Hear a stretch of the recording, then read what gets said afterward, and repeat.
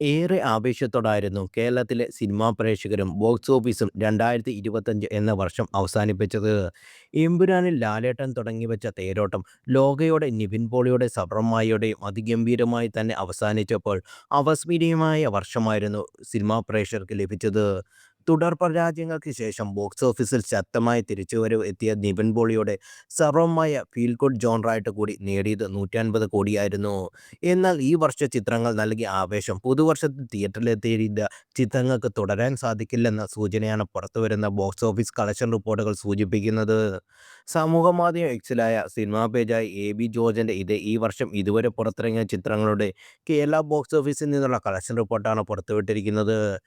കൂട്ടത്തിൽ മെച്ചപ്പെട്ട പ്രകടനം കാഴ്ചവെച്ചിരിക്കുന്നത് ആദിത് നാരായണൻ സംവിധാനം ചെയ്ത ചത്ത പച്ചയാണ്. വൻ ഹൈപ്പിലെത്തിയ ചിത്രം തിയേറ്ററിൽ നിന്ന് മികച്ച പ്രതികരണം നേടിയെങ്കിലും ബോക്സ് ഓഫീസിൽ കാര്യമായ ചലനം സൃഷ്ടിക്കാൻ സാധിച്ചിരുന്നില്ല.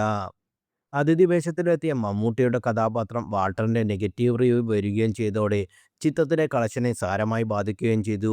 റിലീസ് ചെയ്ത് ഒരു മാസം പിന്നിട്ടപ്പോൾ കേരളത്തിൽ നിന്ന് ചിത്രം 17 കോടി രൂപയോളമാണ് തിയേറ്ററിൽ നിന്ന് സ്വന്തമാക്കിയത്. രണ്ടാം സ്ഥാനത്തിലെത്തിയിരിക്കുന്നത് വലിയ ഹൈപ്പില്ലാതെ തിയേറ്ററിലെത്തിയ പ്രകമ്പനമാണ്. ഗണപതിയും സാഗറും സൂര്യയും ഒരു പറ്റം പുതുമുഖങ്ങളും പ്രധാന വേഷത്തിലെത്തിയ ചിത്രം 28 ദിവസം കൊണ്ട് 14 കോടി തിയേറ്ററിൽ നിന്ന് നേടിയിട്ടുണ്ട്.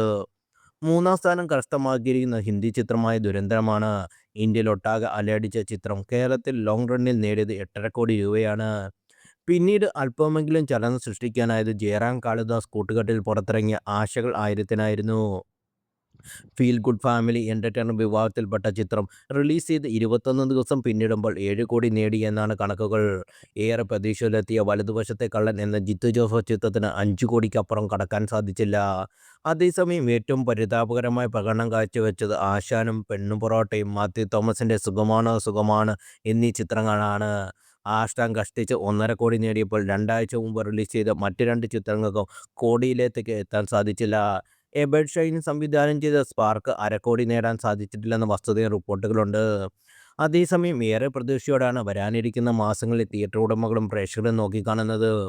വമ്പൻ ക്ലാഷായ യഷിൻ്റെ ടോക്സിക്കും ദുരന്തനും രണ്ടും മാർച്ച് 19 തിയേറ്ററിലെത്തുമ്പോൾ കേരളത്തിൽ ഇവർക്ക് ശക്തമായ പോരാട്ടം നൽകാൻ ആടത്രയും കൂട്ടത്തിലുണ്ട്. തൊട്ടടുത്ത മാസം ഏപ്രിലിൽ മോഹൻലാൽ നായകനെന്ന ദൃശ്യം 3ഉം ആഷറും ടീമും പ്രധാന വേഷത്തിലെത്തുന്ന വാഴ 2ഉം ടൊവിനോയുടെ പള്ളിച്ചട്ടമ്പിയും തിയേറ്ററിൽ ആളെ കയറ്റുമെന്ന് പ്രതീക്ഷയുള്ള സിനിമകളാണ്.